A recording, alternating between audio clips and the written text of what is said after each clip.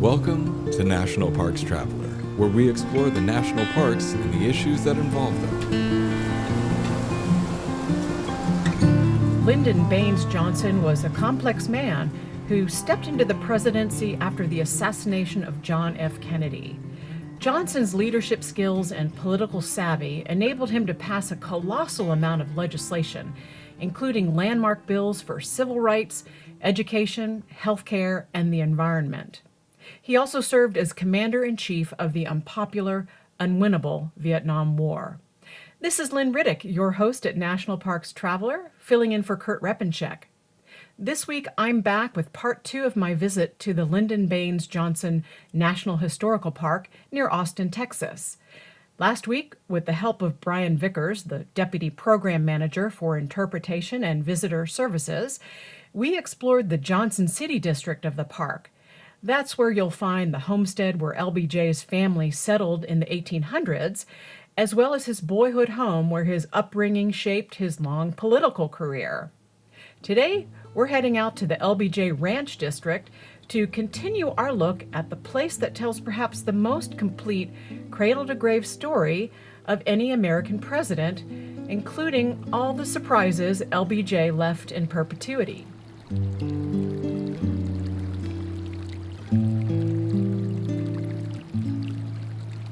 Acadia National Park is one of the 10 most popular national parks in the United States.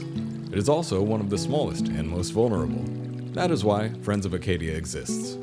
Friends of Acadia is an independent organization of passionate people, inspiring those who love this magnificent park to make a real and lasting difference for Acadia. You can make a difference at friendsofacadia.org. The Yosemite Conservancy helps visitors connect with Yosemite through adventures, volunteering, and the arts. It's the only nonprofit dedicated to supporting Yosemite National Park and funds grants to improve trails, restore habitat, protect wildlife, and inspire the next generation of nature lovers. Learn more at yosemite.org.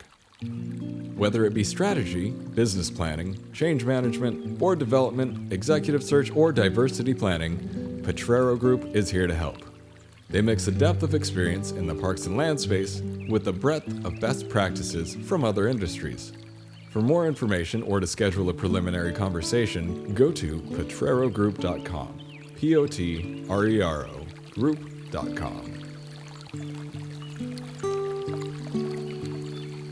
This great, rich, restless country can offer opportunity and education and hope to all black and white, all north and south, sharecropper and city dweller.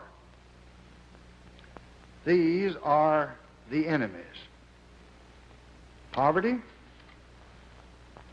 ignorance, disease, they are our enemies, not our fellow man, not our neighbor. And these enemies too, poverty, disease, and ignorance, we shall overcome.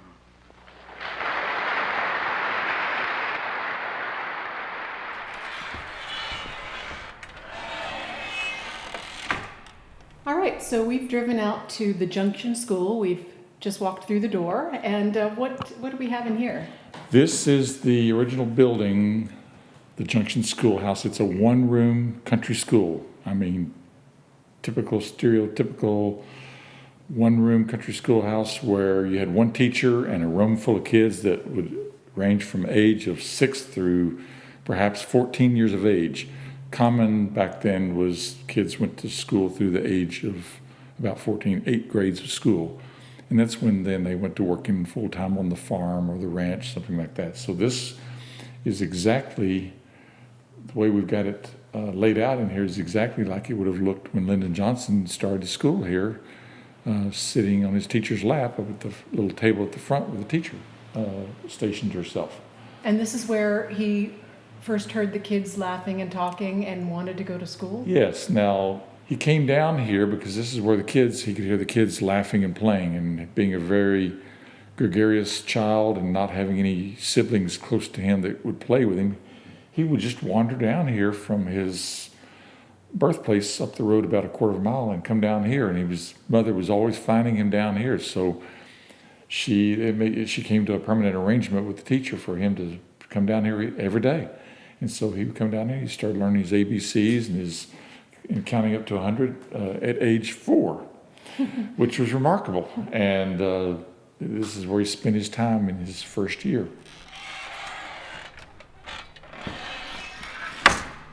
So here's the picnic table that is a replica of what is in the visitor center. Yes, this is replicates the table that he actually signed the bill, the education, the Landmark Elementary and Secondary Education Act of 1965. He signed that right here. And we have in front of this, on the side of the schoolhouse. We have it sitting right here, right beside the schoolhouse, where it was actually situated when he signed the bill into law, with the schoolroom window right behind us here. And people can sit here and sit in the same place he did when he signed that bill. It's fantastic. And look at this view. Yeah, it's got a nice view of the landscape here with the live oaks in the background, and there's a creek that runs right down here in front of us.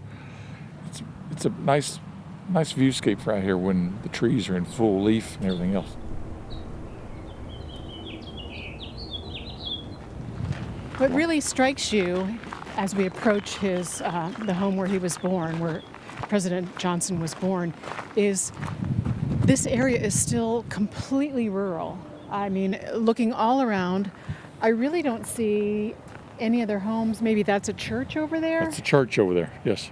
But completely fields and trees and wide open spaces. Yes, that's the way it was meant to be. How much does the Park Service own? The Park Service has about 600 acres of the original LBJ Ranch.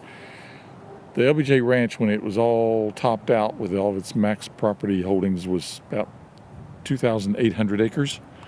The president gave us 600 of that, and he gave us the core of the ranch, where all the residences and where the ranching operation was centralized. So we got the focus of the LBJ Ranch. So where we're standing now was part of that 600 acres that he gave to the Park Service? Yes, we are in the driving route through the park drives the periphery of the 600 acres that he gave to the Park Service. Interesting. And what happened to the other acreage? Well, it was put into a living trust for the family. Fantastic. So a lot of it still surrounds us. And again, there was a living trust created for the daughters and the grandkids and the extended family, on and on and on. And that trust was created, and that's where the land around us might be leased out to neighboring landowners, and the lease proceeds perhaps go into the living trust. But that's something that the Park Service is not a part of. But we never expect to see development around here, and to preserve it like it is. And that was President and Mrs. Johnson's intent, that this area be preserved just as it was when he was president. We just walked up the stairs to the home where President Johnson was born. It has the same design as his grandfather's cabin. Yes, this is uses the dog trot style with the breezeway, the two living areas on opposite sides of it. It is a little bit bigger than the typical the typical dog trot cabin like his grandfather had. It has an extended area for a kitchen and dining room, but again, the style, the concept is the same. Living quarters on each side of a breezeway where you can feel the breeze. And we've got a nice breeze blowing today here. I do want to point out that this is a reconstruction. The actual house that he was born in had to be torn down quite a long time ago because it was being run down. It was just age. I like to describe it as perhaps termites holding hands, but that's probably a stretch. But it had to be. So Lyndon Johnson had his birthplace reconstructed on the original site with the original plans, the original footprint, just as it was when he was born here.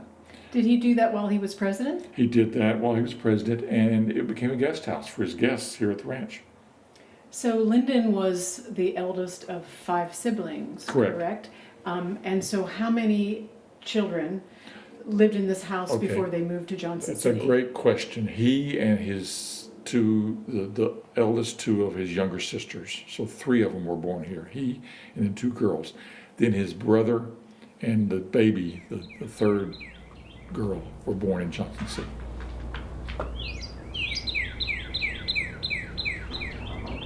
So we've crossed the street and we've come up onto the Johnson family cemetery.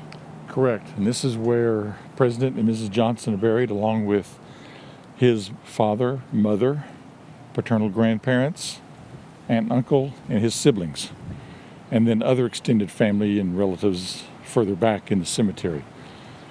I can't read the writing, but I'm guessing the two largest headstones are of LBJ and Lady Bird. That's is that right? correct. Yeah, the one on the right is President Johnson, and the one on the left with the flower, the caricature of the flower on it is Lady Bird's marker.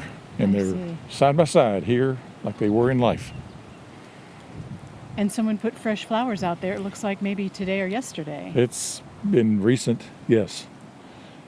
And so this piece of property belongs to the Johnson family inside this rock wall on National Park property. Huge oak trees here that really are typical of Lyndon Johnson. His roots ran deep here in this country where he was born and where he died. And that's signified by the deep roots of these live oak trees and a few pecan trees as well. Yeah, this is just a beautiful spot, very peaceful, and Yes. it's private too. Visitors aren't allowed to go into the cemetery, but they can look through the gate here and the stone wall that Yes. surrounds it. When I'm down here, the story I like to tell is that the story of Lyndon Johnson out here in Central Texas is a true cradle to grave story. Because right here, within 200 yards, you've got where he was born and where he's buried. That's 200 yards of cradle to grave. What happened between that cradle and that grave is what made him special. This is where he always came back to. This is where he drew his strength from. And that's the story of this place, a true cradle to grave and everything in between. And that identity, that Texas identity, never left him. And so it was very important for him to come here to restore his soul and be rejuvenated and ultimately die here. Correct. This is where he would rather be. You know, he didn't vacation anywhere. Point I like to make is that, you know, he didn't use Camp David that much, and they didn't go vacation to Hawaii or to the beaches of Florida or California. When he vacationed, he came back home. This is where he wanted to be. If he was not in Washington, this is where he was. This is where he wanted to be. And I'm often asked by visitors, why didn't he want to be buried at Arlington National Cemetery? Because he was a veteran. He could have been. Mm-hmm. No, he wanted to be buried here. This meant far more to him, to be right here on his land, with his family, with his ancestors, in the place that he loved, that he drew strength from. He would sometimes roll in here on a weekend, on a Friday evening, and go back on Monday morning. And one of his biographers, the guy that worked for him, Joseph Califano, one of his domestic advisors, said he'd go back on Monday morning, recharged and ready to go again. We all need places like that, don't we? Absolutely.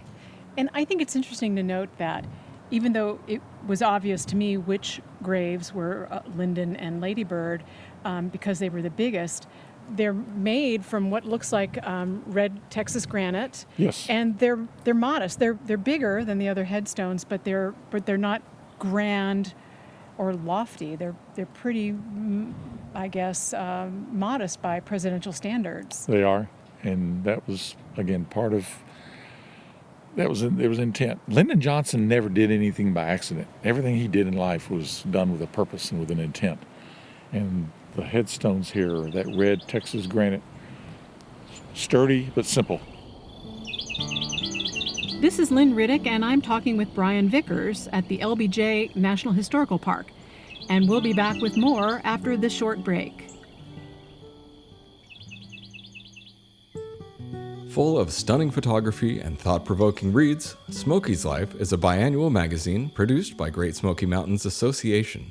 Members receive it free of charge each spring and fall, and it is available for purchase in retail stores throughout Great Smoky Mountains National Park and online at smokiesinformation.org. We all aspire to leave a legacy of good, right? One way or the other, our parks and public lands are all of our legacies. Join Wild Tributes for the Parks community with apparel that pays tribute to where legacy roams. Together, we can and will make a difference for the parks. Join us at wildtribute.com. The Blue Ridge Parkway Foundation is the primary nonprofit fundraising partner for the Blue Ridge Parkway. It is made up of people who have a deep love for this majestic road and want to ensure that its natural beauty and the experiences it offers endure for generations to come. Show your appreciation at brpfoundation.org. The Everglades Foundation, the only organization whose sole mission is to restore and protect America's Everglades. Learn more at evergladesfoundation.org.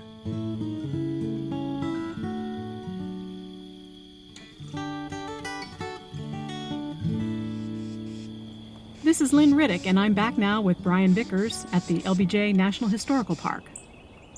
So we just drove on a nice little road from the cemetery to the show barn, and we drove through a pretty little grove of oak trees, stately oak trees, and then I started noticing that there was cow manure on the road, and sure enough, there were cattle very close to the road. So the LBJ Ranch is still an active cattle ranch, is that correct? That is correct, and that was a stipulation of Lyndon Johnson when he gave us the land for the national park. He asked that we continue to ranch, to operate as a ranch so it wouldn't become a sterile relic of the past. It would be an active, living national park with cattle that are descended from his original line of registered Hereford cattle. So who manages the ranch, and how many head of cattle are out here? Well, the National Park Service manages the ranch No operation. kidding. Yeah, we are. This national park is one of two national park units in the National Park Service that are active cattle ranches. The other one's in Montana. So we have that distinction of being one of two active cattle ranches in the National Park Service, run by the National Park Service. The employees that take care of the cattle, they're just like me. They're an employee of the National Park Service. So the proceeds from the cattle that are sold, what happens to that? Well, it's not a money-making venture by any means. It's more or less just to keep showcasing Lyndon Johnson's legacy. We auction off the cattle after the calves after about 1 year. When they become yearlings, they're taken to a cattle auction. Now, the proceeds from the auction go right back into the ranching part of the national park. So tell me a little bit more about the show barn. The show barn was built in 1966. Prior to that, the president, showed his cattle off right beside the house using an old barn built by his uncle back in the early 1900s. The proximity to the house caused some problems for ladybird.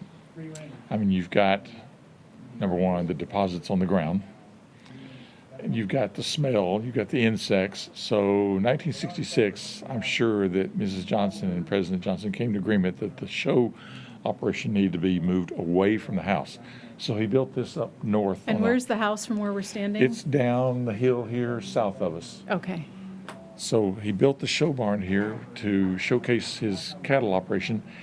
And if you'll notice the thoroughfare running right down through the middle of the barn, it was made this wide so that he could take visitors through here in one of his cars, just drive through, not have to get out and walk through the show barn. And he's very proud of showing off his prized cattle right here in the show barn. It's got a number of pens for containment of cows, bulls, calves. There's other pens back here where they would groom the hooves, take care of the horn branding and all that operation right here in the show barn. Well, I'm not an expert on show barns, but this appears to be pretty nice, and notwithstanding the lane for a car to pass through that he built. It is unique, and it's just another one of those characteristics of this place that just showcased Lyndon Johnson doing things differently. He just wanted to, and it was done with a purpose, though. It was done with a purpose and with an intent. It wasn't something he just said, let's go spend some money on a nice show barn. All right, tell me your name. Clint Harriman. And what do you do? I work for the National Park Service here as a ranch manager. My technical job title is Supervisory Range Technician, but we're all park rangers. So what is it like to be working out here? It's like play ranching. So we show up to work every day. We take care of the cattle. You know, it's work I grew up doing. I grew up farming in Oklahoma, and I went to school to be a history teacher. For me, it's the best of both worlds. So it's every bit of a working ranch like you do anywhere else.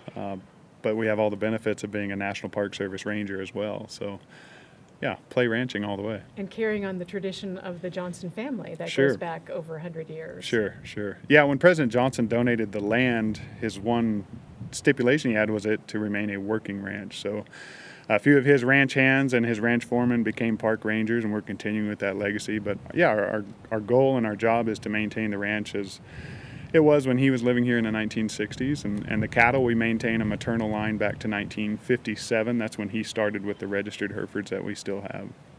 Well, you're doing a great job, and it's just such a beautiful piece of land. The acreage is just so impressive. It is. Yeah. You can really appreciate why he spent as much time here at home during his presidency. Really come here and relax, let off some steam, and it's beautiful. Why not come out to the hill country? Yeah. How many folks do you have with the Park Service that are working on the ranch? At this park, we have 3 of us in total. So myself and then 2 ranch hands manage the ranch year-round. We will get seasonals and volunteers like Jim here throughout the years, but 3 of us. And that's 85 head of cattle? About 120 heads, what we typically average. We are in a drought right now, so like a lot of other ranchers, we've had to adjust our numbers a little lower than that for the time being. But we try to maintain 120 head total. Very good.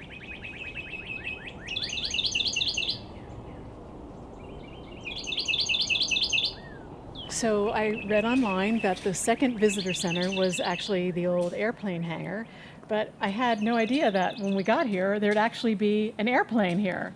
Yes, we have a Jetstar here, and that's the name of this particular aircraft. Lockheed built these they designed them in the late 50s to be corporate business jets for executives to fly around on for business.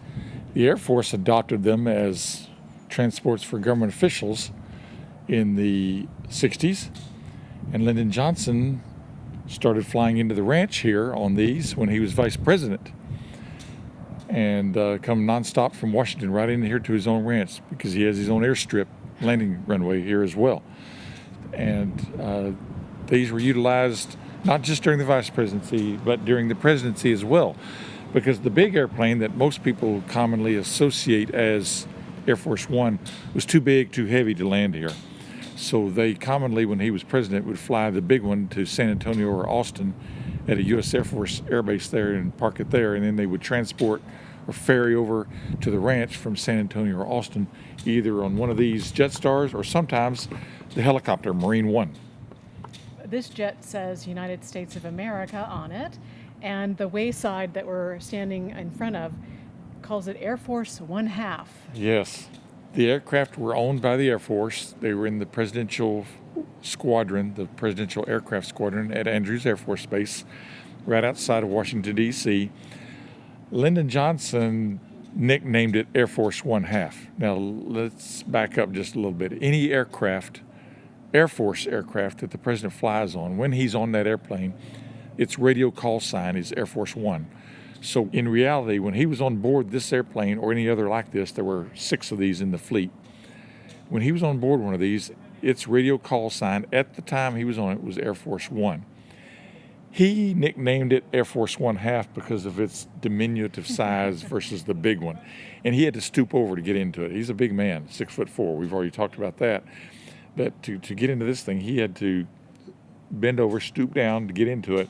Once he's inside, he could be comfortably seated, but he called it Air Force 1/2, again, because of its size. It's not near as big as the Boeing 707. So let's take a look inside the hangar Yes, visitor this is the center. hangar visitor center. All right. What do we have in here? Okay, this is the original airplane hangar. It was built for his own private airplane, a Beechcraft Queen Air and then a King Air later, to house his own private airplane when he was a senator. he needed an airplane to get back and forth to Washington quicker than taking a car and taking 3 to 4 days. This was the days before interstate highways, or as interstate highways were being built. So it took a considerable amount of time to drive from Texas to Washington. Being the kind of guy he was and wanting to get to business as quickly as possible, he bought an aircraft, and he built this hangar to house that. During the presidency, he turned it into an all-purpose building. He took the airplane out, converted it into, paneled it, put lighting, dropped the ceiling, put lights in, and it became a room where he could hold press conferences. He could have the signing parties, signing ceremonies for legislation in here. Big meetings, if there wasn't enough room in the house for a large meeting, they would meet in here. He even showed first-run movies here in this room. Here's the projection booth for the movies right up here. Yeah. And the screen is still up there. It's on the other side of this bank of lights that's dropped down from the ceiling up here. Oh, I see. So he very much invited the public to come here for first-run movies. He had a deal with Hollywood producers that whenever a new movie would come out, like Witch Cast and Sundance Kid, he got a reel as soon as the movie theaters did, and they would show movies right here. They'd set up chairs, and he'd invite the community, surrounding people in the area to come here, and he didn't charge for it. It was a free movie night. So we really haven't talked much about Lady Bird, and that's a whole huge topic of its own. But here's a little space dedicated to her. Yes, Lady Bird had a huge impact on him and his presidency. A lot more than a lot of people realize. She was a very quiet, reserved person, very well-mannered, very gracious.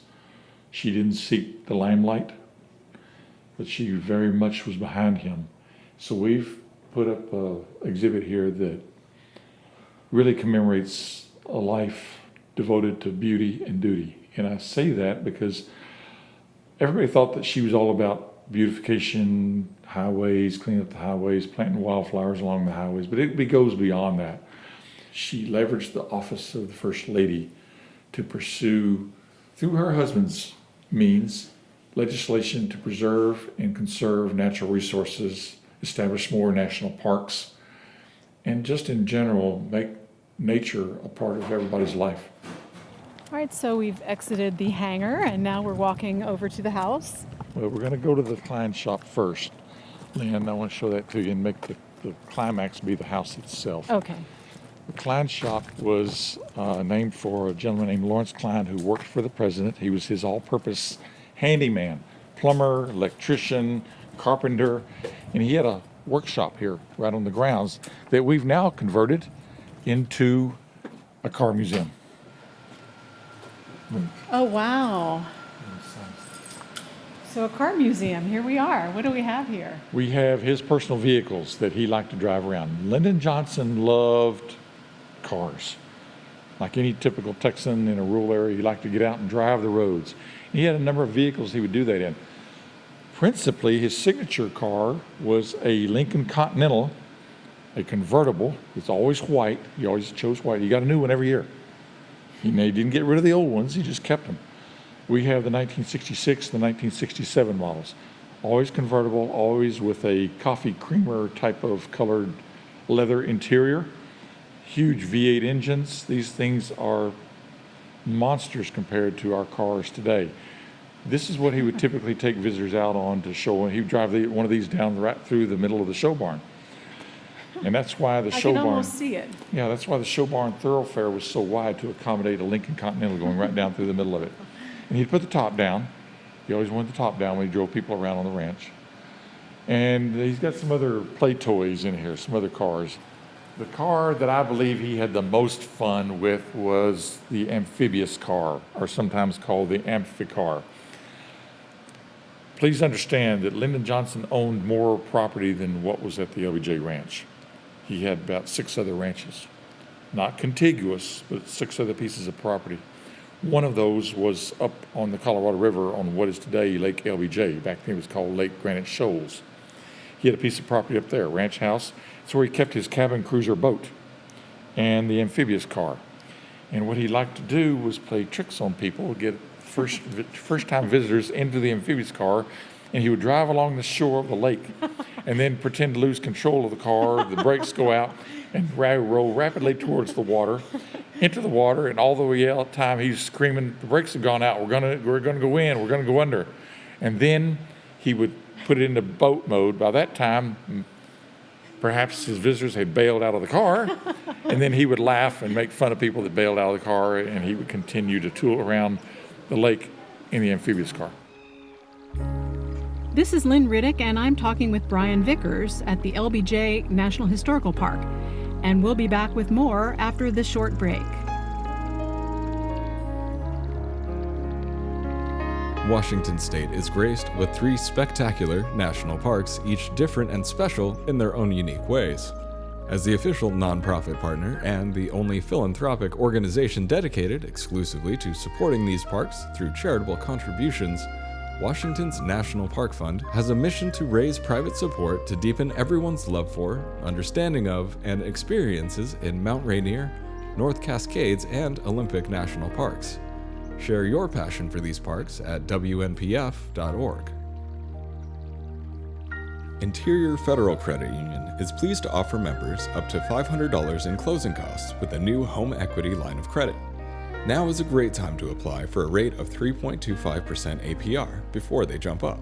Take advantage of low rates and a great deal at interiorfcu.org.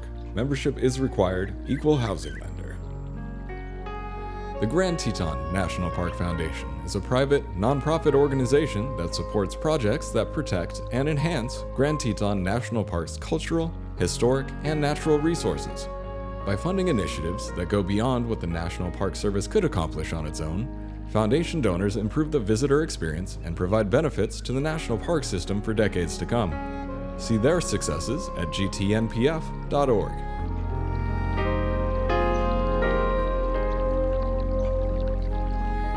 This is Lynn Riddick, and I'm back now with Brian Vickers at the LBJ National Historical Park. So now we are walking up to Lyndon Johnson's home, his house. This is the Texas White House. Now, he did not call it the Texas White House. The family didn't call it that. His staff never called it that.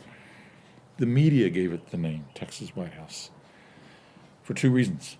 Number one, the amount of time he spent here. 1/4 of his presidency was spent here at the ranch in this house. He came about 1/4 of his presidency. He came back here 74 times, spent 490 days of his presidency here. But not just that he came here, but what he did while he was here. He worked from here, operated from here, just as he did in Washington, D.C. He had the runway and the airplanes to bring people in here. He built an office onto the house. It was a rather large office, had 4 desks in there, multiple telephone lines coming in and out. So teletype, secretaries, very busy, just like it was in Washington. So it was not just the time he spent here, but what he did while he was here. Here at the ranch, he would invite world leaders, he'd invite congressmen, senators come out and work over a piece of legislation. He held meetings on Vietnam with his military leaders here. As I said, hosted 4 world leaders here, colleagues, contemporaries of his right here, rather than in Washington. First president to ever do that, to host a world leader at any place other than Washington, D.C. And so the media started calling it the Texas White House, and the name stuck. He and Lady Bird, they just called it the Ranch House. How would you describe the architecture of this house? This is what I would describe is a mixture of German farmhouse coupled with Texas rural limestone fabrication, a typical rancher. But it does have a second level. If you think of a rancher in Texas is a one-story house. This does have a second level, but it's got columns on the front that look like Greco architecture. It's got this limestone that the Germans built, and the rest of it's just pretty simple. It's wood siding and limestone. So it's not grandiose in appearance in terms of what you would think of as a mansion. It doesn't have the appearance of a mansion. It has the appearance of a large family house, which is exactly what it was. Did Johnson build this house from scratch? No. The house started in 1894. A German immigrant family by the name of Meyer, no relationship whatsoever to Lyndon Johnson's ancestry, started in 1894, built a simple one-room German farmhouse along the lines of what German farmers in the old country did. Simple one room with a loft on the second level. Lyndon Johnson's aunt and uncle, one of his father's sisters and her husband, Clarence Martin, purchased this in 1909, and they began building onto it and adding to it. And they added a formal living room, a dining room, a den, a kitchen, and it grew to about half the size of what it is today. It grew to some 4,000 square feet. And then Senator and Mrs. Johnson purchased it in 1951, put a lot of work into it for about 16 months, and moved in 1952. And they continued adding on to it, like what his aunt and uncle had started, and they built it out to 8,400 square feet, 8,400 square feet of living space. Wow. 8 bedrooms. You don't get that feeling that this house is that big. No, you don't. And it wasn't because they needed that much space for the family. You're talking about a family of 4. President and Mrs. Johnson and 2 daughters. They certainly don't need 8,400 square feet. It was because of his desire to bring Washington and the world to Texas and put them up in the house. Prior to 1967, he and Mrs. Johnson shared a bedroom where the bay window is. It's a small bedroom by presidential standards. The reason they built on huge his and her master suites, she had a separate bedroom, is because of his penchant for working all night long. And she couldn't get any sleep. He's on the phone call. He might even call an advisor into the room. And Ms. Johnson, I'm assuming she finally demanded her own space. So in 1967, they built on the final addition 2 huge bedrooms, his and hers. Now, that's not to say she didn't spend time with him, especially in his retirement years after the presidency. She, shared a bedroom with him. But she always maintained her own separate bedroom if she needed space away from him. Because he did. He worked all night long. In his bedroom, there were 3 telephone lines, 3 TVs for the 3 networks of the day, ABC, NBC, and CBS. And there's a sitting area in there where advisors would come in and plop down and talk to him about his agenda. And Mrs. Johnson had her own bedroom where she did likewise. She entertained, had a sitting area. She had her own desk in her bedroom. And he didn't seem to be shy at all about having folks come into his personal space. No, his bathroom in his master suite, it's well known that he had one of the many telephones in the house. One was right beside the toilet in his bathroom, and he would, this was whether it was in Washington or here, he had no reservation about asking one of his advisors to come in and take a memo down as he's sitting doing his business. He didn't want to waste 1 minute. He never wasted anything. There's a great book on him, and it's called The Fierce Urgency of Now. Whenever he wanted something done, he wanted it done yesterday. And we should add that the hammering in the background is some of the work being done, the painting that's being done today, some repairs to the exterior part of the house. And this was the place, the morning in January 1973, where Lyndon woke up and reached for the phone to call the Secret Service because he felt ill and died here. Yeah, it was January 22nd, 1973. He was not feeling well, called for the Secret Service to come help him. He was in his bedroom in the back of the house, and it was a massive heart attack. It was his 3rd major heart attack in his life, and it's the one that took him. Age of 64, very young. I like to think that he wanted to die early. He didn't want to grow old and have to be dependent upon people to take care of him. Now, that's my personal opinion. It's not necessarily a position that some biographers would agree to, but it's my learned opinion, having read as much as I can about the man, that he wanted to die early. He did not take care of himself. He went back to smoking regularly and heavily after he left the presidency. Mrs. Johnson, Lady Bird, and the 2 daughters were mortified that he would return to smoking, chain smoking, when he left the presidency. But he did. He didn't take care of himself. And when he had his 2nd heart attack, he suffered that while visiting his daughter, the older daughter, Linda, and her husband, Chuck Robb, in Virginia. He suffered the second heart attack, and they thought they were going to lose him then. And he said, if I'm going to die, get me back to my ranch. That's where I want to die. I don't want to die in a hospital in Virginia. So he survived that one, and he got his wish with the third heart attack. He died right on his ranch. So I wanted to ask you, Brian, how long you have been out here at the LBJ National Historical Park, and what do you personally find most interesting? Well, I've been here 9 years. That's the easy part to answer. What I find most interesting is the way that he wanted to showcase his life and the way he was raised to people of the world. That anybody that works hard can bring themselves up from any kind of background, however austere or challenging or difficult for them, and become President of the United States. And he did that just through sheer determination and hard work. And you had mentioned to me earlier that you had been in the military. You have a U.S. veteran pin on right now. What are your thoughts about LBJ and how you felt at the time? You ask something that I do speak on with visitors. When the war ended under Nixon, I just become draft eligible, and then Nixon did away with the draft. 1974? Well, I graduated from high school in 1973. Yeah, the draft ended in 1974, but I was in the last class to get a draft number. So I did indeed get a draft number. I wasn't in danger of being drafted and sent because I had a very high draft number.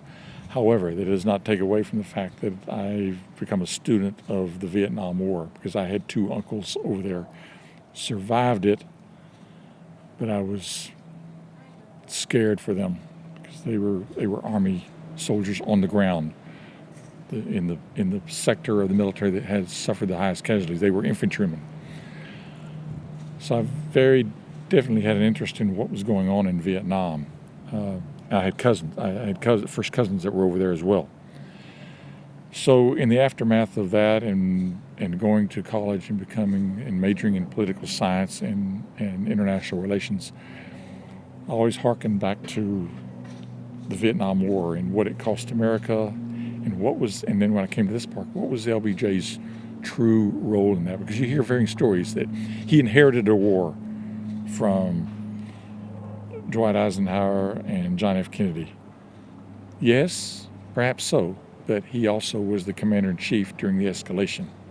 So he escalated the war. And like anything, any segment of society, who's ultimately responsible? Who's ultimately accountable? Let's take the analogy of a football team. If the football team falls short of expectation, who gets the blame? The coach. Not the quarterback necessarily, but the coach. In business, a business fails. Who gets blamed, even though maybe people down the line didn't do their jobs right? Who gets blamed? The CEO. Lyndon Johnson was responsible ultimately. He got a lot of contradictory advice from hawks and doves, but ultimately the decision was his to escalate.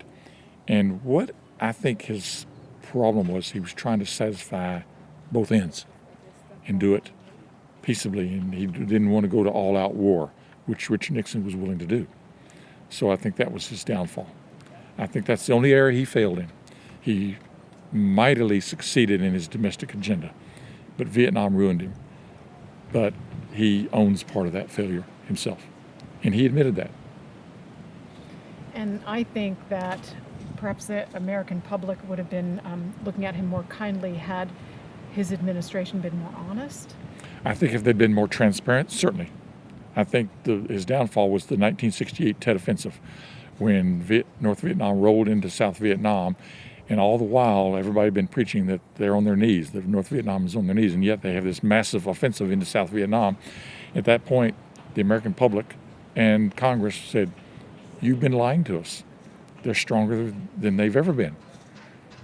How could they invade all the way down through South Vietnam and be so weak that we can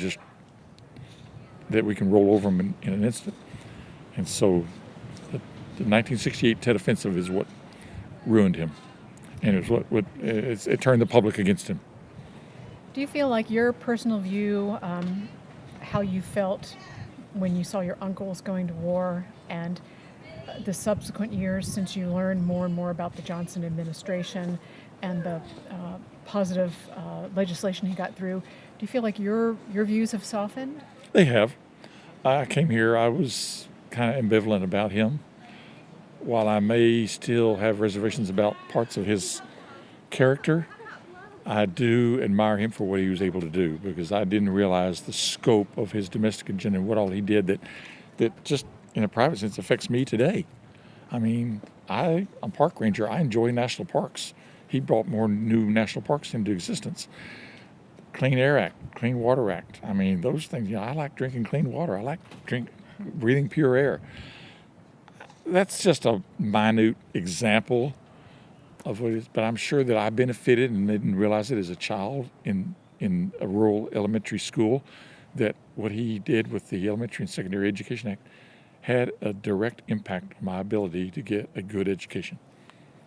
Do you think as the decades go by and the Vietnam War gets further and further behind us, is history sort of softening? Yes. That's a point we make here all the time as the interpreters, as the park rangers doing with visitor services, is that, they say time heals all wounds. I wouldn't say it heals all of them, but they've healed a great many. A lot of the point that we hang our hat on is that with even the millennials and the younger generations, a lot of what you enjoy today is a direct consequence of what things he did, whether you realize it or not. Brian, I have to thank you so much for your time today. It has been a pleasure being escorted around this vast National Historical Park. It's so much more than I ever knew or thought about. It's just amazing here. It's been our pleasure, Lynn, to have you out here. I enjoyed today as well. Oh, good. I mean, this is, I'm a supervisor. I'm too often chained to a desk. But I love getting out and talking to people like you and visitors. That's why I came here, and I share the stories, and that means a lot to me when people come in here and I'm able to give them a different story, shed a new light on the president who was controversial. And I think that your insinuation's correct. People are kinder to him now. If you look at approval ratings when he left office versus what people may think of him now, the numbers are hugely different. Well, I think we have a more inspired point of view of how difficult it is, especially in today's political environment, to pass major pieces of legislation, which is what he was doing every day almost. He was a master at it, truly a master. Hey. Well, thank you so much. My pleasure, Lynn. And invite your friends to come see us. I will.